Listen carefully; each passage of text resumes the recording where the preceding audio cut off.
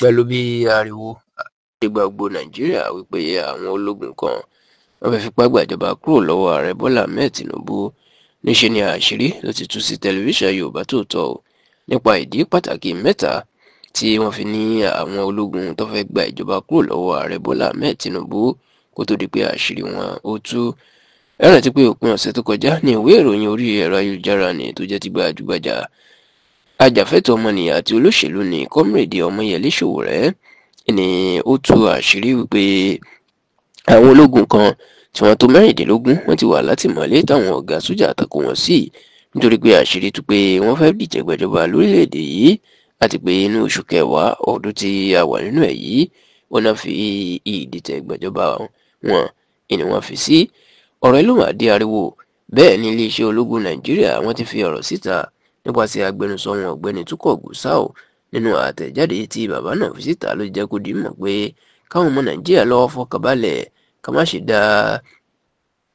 àwọn tó ń gbèrò yìí náà kiri lóhùn pé àwọn ológun gbèrò láti fipá gba ìjọba lọ́wọ́ ààrẹ Bọ́lá Ahmed Tinubu, nítorí tó jẹ́ kó di mọ̀ wípé kò sí nǹkan tó jọ àti pé gbẹ́ngbẹ́ng ní gbogbo àwọn táwọn jẹ́ ológun ni làwọn wà lẹ́yìn ààrẹ Bọ́lá Ahmed Tinubu báyìí, táwọn sì ti fi àwọn ti bọ́ aṣọ òṣèlú sílẹ̀, ìyẹn pé kò sí ológun kan tí yóò fẹ́ fipá gbàjọba alágbádá ní orílẹ̀-èdè Nàìjíríà báyìí. Ṣá o, pẹ̀lú bí iléeṣẹ́ ológun nípasẹ̀ agbẹnusọ wọn ọ̀gágun Tukur Gusau bó ṣe tún sọ̀rọ̀ yìí, níṣe ni ọ̀rọ̀ náà sì ń jà rẹ̀rẹ̀ tó sì jẹ́ pé àwọn tó mọ̀ sí nípa ọ̀rọ̀ náà wọ́n ti fi àṣírí ìdí mẹ́ta tó ti fẹ́ gbàjọba kúrò lọ́wọ́ Tinubu wọ́n ti fi síta o. Tẹlifíṣàn Yorùbá Tòótọ́ pé nǹkan àkọ́kọ́ òun ni bí wọ́n ṣe jẹ́ kí ó di mímọ̀ yẹn àwọn sójà náà wípé nǹkan ti le jù lórílẹ̀‐èdè Nàìjíríà. Bẹ́ẹ̀ ló jẹ́ pé ó ka àwọn náà nítorí pé owó oṣù táwọn ń gbà kò tó nǹkan, báwọn bá sì tó yọ gbogbo nǹkan tó wọ́n papọ̀ owó mọ́tò kò kù nǹkan kan. Gbogbo eléyìí la gbọ́ pé ó ń bí àwọn sójà nínú táwọn pamọ́ra, tó sì jẹ́ pé ní kété tí wọ́n gbọ́ wípé ká fipá gbàjọba nínú ọ̀pọ̀ wọn ló ti ń dùn páwọn wa yóò bọ́ nínú àjàgà àwọn olóṣèlú alágbádá. Ìdí kejì òun ni ẹni tí ààrẹ Bọ́lá Ahmed Tinubu tó yàn gẹ́gẹ́ bí olùdámọ̀ràn lórí ọ̀rọ̀ ètò ààbò Nàìjíríà, National Security Adviser yan Alhaji Nuhu Ribadu.